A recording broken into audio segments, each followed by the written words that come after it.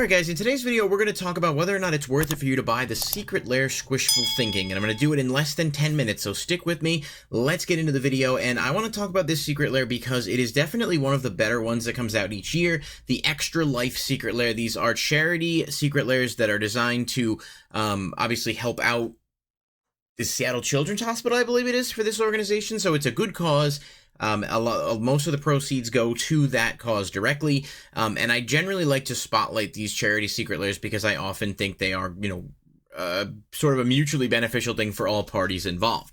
Now, historically, we've seen Wizards do some charity Secret Lairs, and almost always they end up putting really good cards in them. Last year's Extra Life Secret Lair had Fierce Guardianship, for example, in that really cool arcade style. That's a good value card, so not only are you getting something good for your charitable donation, but you're also, able to get some sick artwork. We had one earlier this year, which was for one of the Hispanic charities, and that one had Sylvan Library. So every year they tend to put what feels like a little bit more effort into these charity Secret Lairs. I don't know if that's an effort just to get more people to buy, but they end up being printed demand, so you don't have the FOMO. Everybody has an opportunity to get them, and when they have good cards in them too, generally that's going to be a formula for success. Now, with this one, it will be out for a little over a month. It goes up on September 29th and stays up until November 9th, so you have about, let's say, a month and a week, give or take, to be able to order this, and I do think that it's going to be one of those things that will sell really well, because it just does have 4 really solid cards in it, and we'll take a look at each card in just a minute here and their actual value,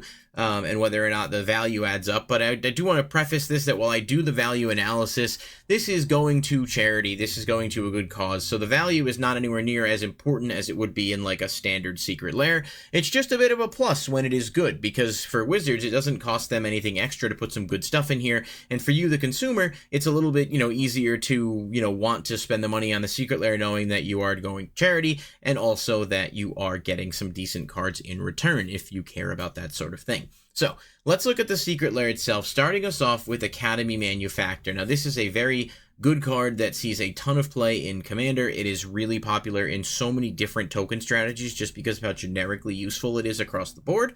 Academy Manufactor has been printed in quite a few Commander decks. He was obviously in Modern Horizons 2 initially, but his price always seems to rebound a little bit. This is his first, what I would call premium printing, I guess, because it is in a Secret Lair product, but his non-foil is about $5, and the cheapest foil version of him is around $9. Neither one really breaking the bank, but again, this is a really goofy art. Obviously, I love the way they integrated the Play-Doh into the art. This is just a cool card, and just a card that will always, I think, get better with time, because as long as there's token decks, he's going to have uses in so many of them. So a good inclusion, not the craziest value card, but always good to see a card like this versus some 25-cent bulk card included in a Secret Lair. There are going to be plenty of people who will want to have extra copies of Academy Manufactor. So if this is the quote-unquote worst card in the Secret Lair, I think you're definitely doing okay. Now, Wormcoil Engine is the next one, a very, very popular card, strong across multiple formats. Absolutely love the artwork here. It's just super goofy. It almost gives, Nightmare Before Christmas Sandworm vibes. But Wormcoil Engine is a strong card in so many different artifact decks. It is around $7 for its cheapest printing, which is Brothers War. And then its foil version is around $10, so not crazy. It does have another Secret Lair printing. It was in the one with the tattoos. I forget what the actual name of the Secret Lair drop was, but I'll put a picture of the card on the screen. That one's around $9, but it was not a very well-received Secret Lair, and I think most of the art on them were kind of lackluster, in my opinion. So I do think this one should probably fare a little bit better in terms of its overall value, but I wanted to include that Secret Lair for comparison. We've got Polyraptor, which is a very popular card, also quite pricey, but it was much more expensive before it got a fairly recent reprint as a special guest. But the cheapest Polyraptor you can get right now is around $14, and then $18 for the foil. Neither one is crazy, but obviously, a little getting up there in terms of its value. It does have another Secret Lair print, which was the Dinosaur Jurassic Park crossover one, and it has really cool artwork. It's around $30 for that one, so may give you an estimate of where this one could end up if it ends up following a similar trajectory.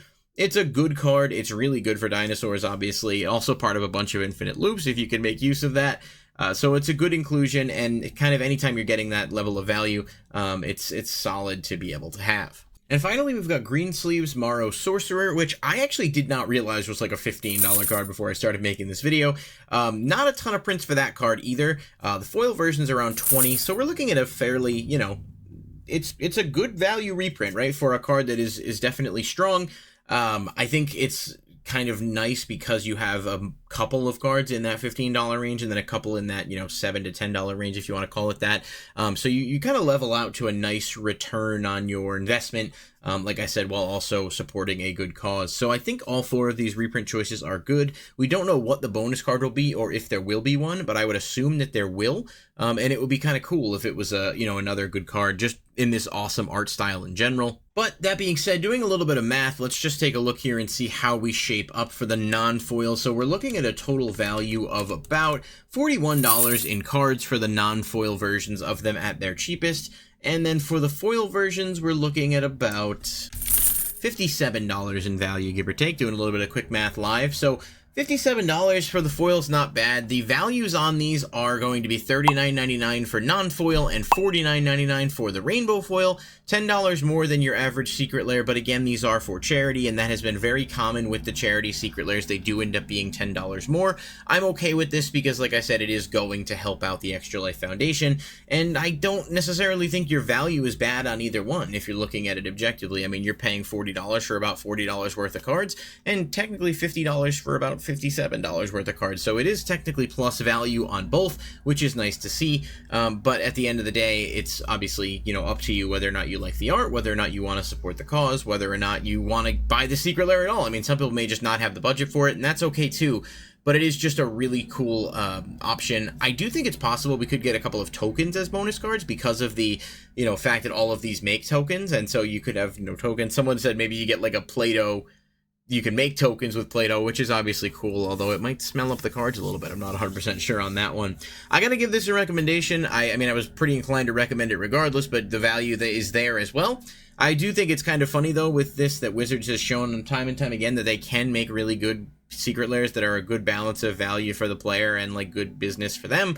I just wish they would apply that more across the board, but alas, that's a totally separate conversation, especially when those end up being, like, FOMO, print to demand, versus that debate. But I mean, look at a lot of the Spider-Man secret lairs and the value just isn't there versus like what they could be putting into these secret lairs.